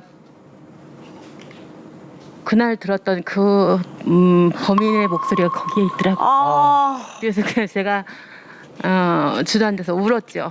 그걸 딱 들었을 때 그러면 지금 감옥에 있는 이 친구들은 아니구나라는 걸 확신을 하셨네요. 그때 그 친구들을 살려야겠다 생각하신 거예요? 제가 피해자인데 그 순간부터 저는 제가 가해자가 된 것 같았어요. 그래서 그 친구들이 억울하게 옥살이를 하고 있다고 생각을 하니까 그걸 견딜 수가 없었어요. 야, 이게 대단한 용기십니다. 그러니까요. 쉽지가 않은데. 그게 참 원망스럽다라고 얘기하시죠. 피해자가 부디 엎드려 빈다라고 얘기해요. 부디 엎드려 빕니다. 정말 죄를 지은 사람에게 합당한 죄의 대가를 치르게 해달라고. 죄가 없는 사람들은 빛을 보게 해달라고. 지금 억울하게 옥살이하고 있는 그 3대 3인조 그 친구들 빛을 보게 해달라고. 좀 바로잡아달라고 탄원서를 제출했습니다. 피해자가 부디 엎드려 빈다라는 얘기가 하잖아요. 그 당시에 검사와 판사는 이 피해자, 엎드려 빈다는 피해자의 절절한 호소도 외면했었습니다. 그 당시 재심 청구는 기각당했습니다. 이분 입장에서는 국가 권력을 믿고 싶지 않았을 거예요. 신뢰가 다. 그 사건은 고통을 안겨준 사건이고 또 범인이 따로 있음이 분명한 사건인데도 제대로 조사가 이루어지지 않고 재심이 기각당하고 이 억울한 사람들을 만기 복역해 하는 이런 상황을 보면서 누구를 믿고 싶겠어요. 근데 그런 일이 왜 가능하냐? 어떻게 그런 일이 있을 수 있냐라고 생각하실 수 있죠. 그때 그 진범으로부터 자백을 받고 그 자백이 담긴 기록을 본 사람들이 사건의 문제를 몰랐을까요? 다 알아요. 진범 따로 있는 사건이거든요. 다 압니다. 근데 왜 그런 행동을 하냐면은 일단은 사건에 관계된 사람들이 너무나 많습니다. 경찰, 검사, 판사들까지. 너무나 많은 기득권층이에요. 어찌 보면은. 그리고 또 법이란 건 사법의 신뢰가 필요한데 이런 수사 있었다는 사실이 드러났을 때 오히려 그 사법 신뢰에 영향을 준다라는 그런 생각을 또 하게 됩니다. 그리고 또 결정적인 이유 중에 하나가 뭐냐면은 부잣집 아들, 딸이었으면 그렇게 못하죠. 짓밟아도 저항 못하고 내가 이 사건을 묻었다 하더라도 더 이상 이 사건이 다시 불거질 이유가 없어라는 생각합니다. 사람들. 네가 무슨 힘이 있어가지고 이거 나중에 문제 삼을 수 있겠어? 그냥 덮어도 그냥 그래 안타깝긴 하지만은 어쩔 수 없다. 니네들 이것도 운명이다라고 생각하고 덮어버리죠. 그게 현실입니다. 2014년, 2015년경에 저희는 재심을 추진했고요. 그때 우리 최성자 사모님을 찾아가서 만났습니다. 다시 한번 도와줄 수 없겠냐. 다시 좀 도와달라고 했어요. 왜냐하면은 사건의 피해자가 나서서 뭔가 재심을 돕는다라는 사실의 힘은 어마어마합니다. 사건의 피해자가 다시 나선다. 그래서 도와달라고 했는데 이분이 선뜻 답변을 못하는 거예요. 계속 고통을 겪고 있고 그때 또 공권력이 그렇게 잘못을 그냥 묻어버리는 걸 봤기 때문에 희망이 없었구나. 그렇죠. 또 해봤자. 그런데 얼마 있다가 곧바로 전화가 와서 한번 같이 해보자고 라고 얘기하시더라고요. 한번 같이 해보자고 라고 얘기하시더라고요.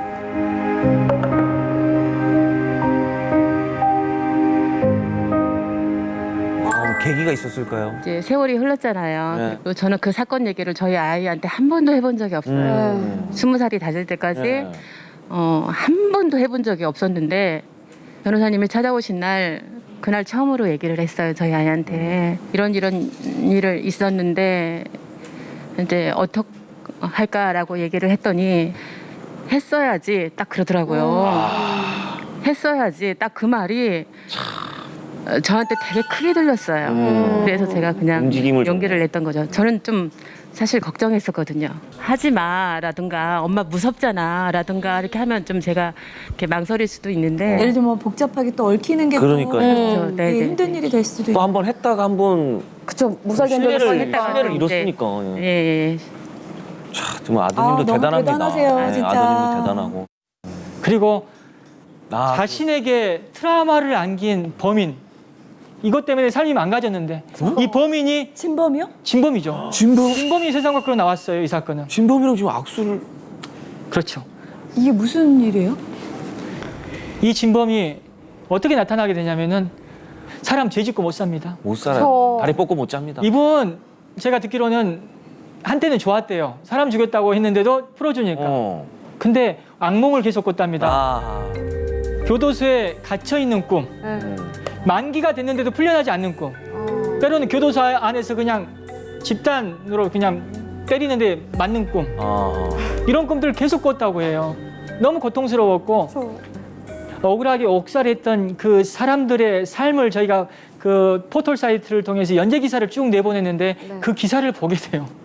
범인요? 예. 그래서 자기가 저지른 죄로 인해서 누군가가 옥살이하고 그 옥살이한 사람들이 이렇게 불쌍한 사람이었다는 걸 알게 되는 거죠. 그런 상황에서 이제 제가 연락을 했고 이분한테 설득을 했습니다. 다시 한번 용기 이제 내달라, 고백해달라, 그리고 법정에 나와서 증언해달라.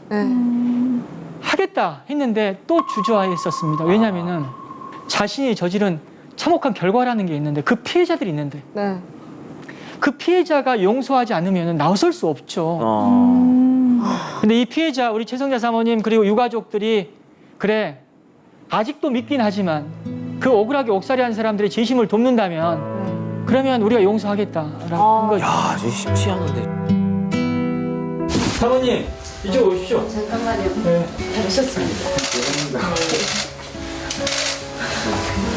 네. 뭐라고 하시니 그렇게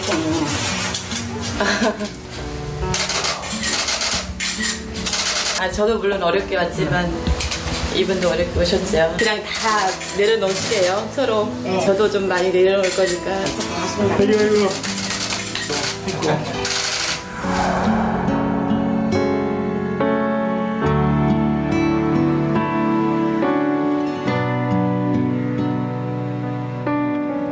그 진범을 또 용서하셨어요? 그러니까요. 어떻게 또 얼굴을 그렇게 마주하셨어요, 진짜. 사실은 그 진범을 또 용서하셨어요? 그러니까요. 어떻게 또 얼굴을 그렇게 마주하셨어요, 진짜. 사실은 아까 사진에도 나와있지만 되게 엄청 떨었어요. 엄청 무서웠어요. 이게 그날 이렇게 자리를 만들고 이제 변호사님이 밖에 오셨습니다 얘기하는데 이 감당이 안 되더라고요. 그렇죠. 감당이 안 되게 떨리고 이제 제가 마음속으로 다 용서하겠다고 생각하고 간 자리임에도 불구하고 또, 예. 이 떨리는 거가 이제 범인을 마주한다는 그렇죠. 제가 그동안 그렇게 이렇게 다시 또 상기가 되고 하니까. 그렇게 무서워하면서 살던 사람이잖아요. 네. 근데 용서하니까 편하더라고요. 마음이 편하더라고요. From the sunlight that you 이게 관용의 힘입니다, 사실. 그러네요. 쉽지가 않은데. 예, 쉽지 않은 일이죠. 쉽지 않은 일이 꼭 잘난 사람들이 하는 거 아닙니다. 아, 진짜 신의 영역. And at the same time, you don't have to laugh the same lines. 이제 또 한 분의 어머님에 대한 얘기를 한번 해볼게요. 네. 영화 재심은 약촌오구리 사건을 모티브로 해서 만든 영화입니다.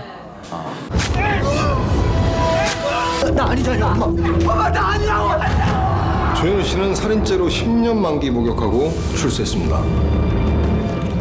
2000년 8월 10일에 발생했던 살인 사건입니다. 전북 익산 약촌오구리라는 곳에서 택시기사가 살해된 채로 발견됐죠. 네. 그 택시기사를 살해했다는 이유로 당시 15살 소년이 징역 10년 받았어요. 맞아요. 15살. 네, 10년 받았습니다. 15살. 초등학교도 나오지 못했어요. 가난해서.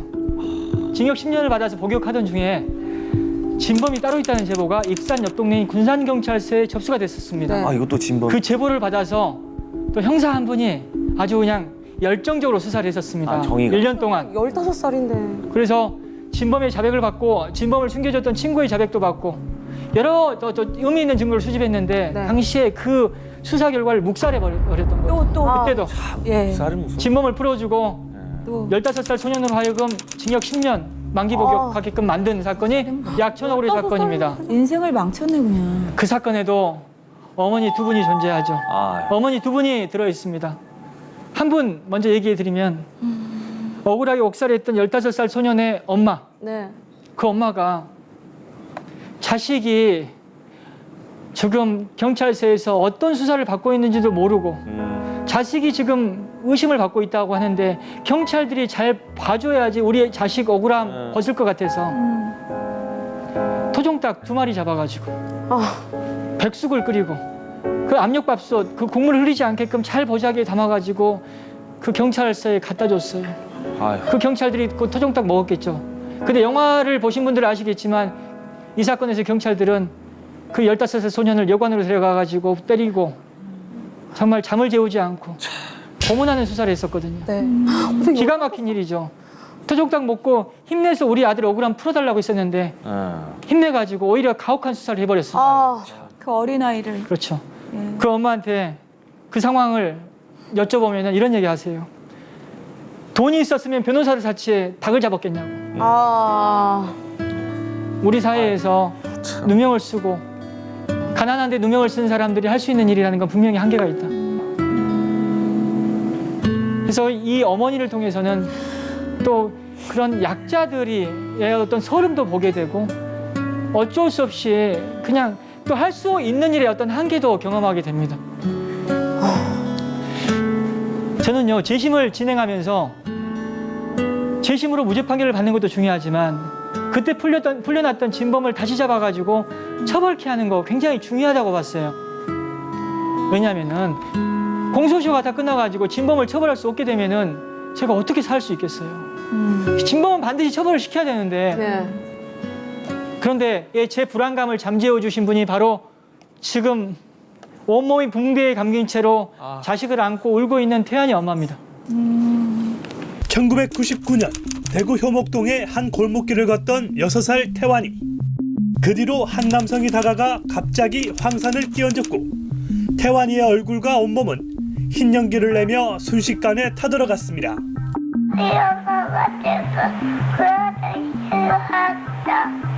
그 아저씨가 왔어. 그쪽으로 오더나. 그래가. 태환이와 친구는 범인으로 이웃 아저씨를 지목했지만 증거 부족으로 받아들여지지 않았습니다. 또박또박 말해봐.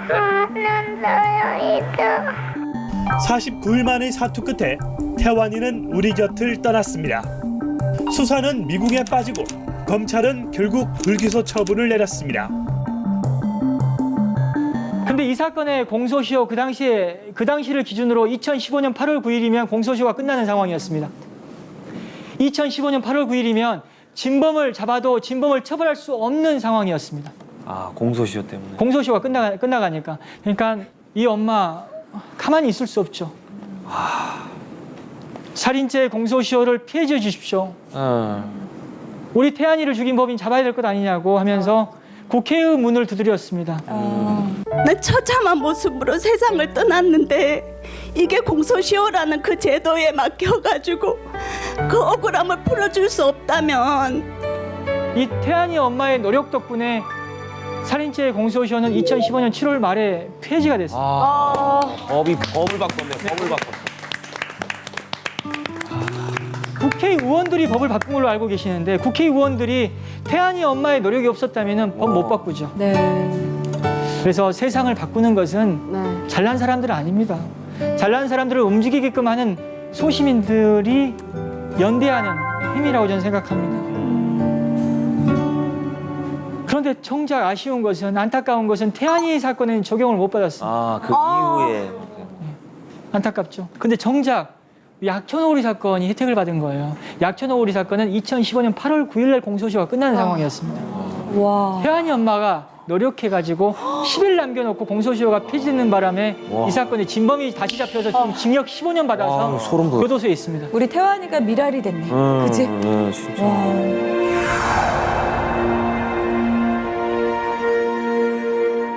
저는 마이너거든요, 사실. 제가 서울대를 나온 것도 아니고 연고대 서울에 있는 학교를 나온 것도 아니거든요. 또 대학을 지방에 있는 한 국립대학교 한 학기 나온 게 전부예요. 사법시험 합격할 때만 해도 사람들이 대단하다고 했어요. 노무현이다 제2의. 저는 굉장히 흥분했었습니다. 먹고 사는데 아무 지장이 없을 것 같았는데 가장 가까운 사람들조차도 저한테 사건 안 맡겼어요. 검증이 안 됐잖아요. 사법시험 합격한 건 좋아. 하지만 실력자들은 왔는데 왜 니한테 사건을 맡기겠어. 그게 현실입니다. 인정받아야 되지 않습니까?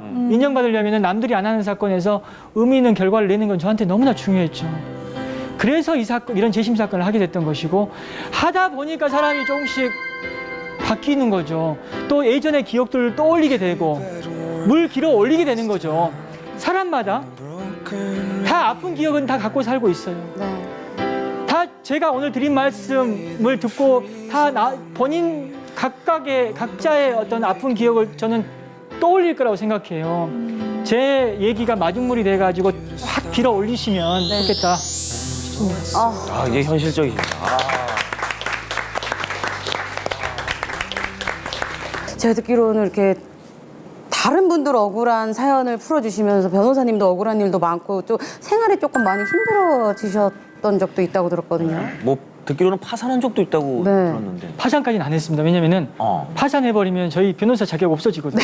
그래요? 그래서 많이 좀 생활이 많이 힘들어지신 경우가 있다고. 경제적으로 어려워졌다라는 표현을 이제 파산 지경까지 갔다라고 했었는데. 파산 직전까지. 저는 근데 이런 일을, 좋은 일을 하는 사람들이, 제가 스스로 좋은 일이라고 평가해서 좀 그런데, 이런 일을 하는 사람들이 어렵게 사는 세상인 건 맞습니다. 하지만 제가 어려워졌을 때 많은 분들의 시민들의 후원이 있었습니다. 그 후원이 이제 저를 다시 또 이렇게 살게끔 해줬고, 또 지금은 이제 막 코로나 때문에 약간 힘들긴 하지만 강연으로 여기저기에서 제가 좀 각광을 받고 있죠.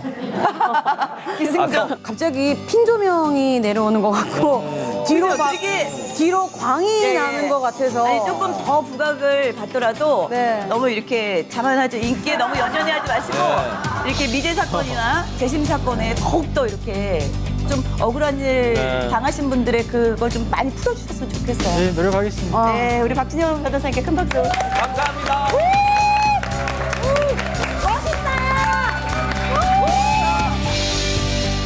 본 프로그램에 도움을 주신 분들께는 차돌박이 전문점 진짜 차돌 이차돌에서 외식 상품권을 드리겠습니다.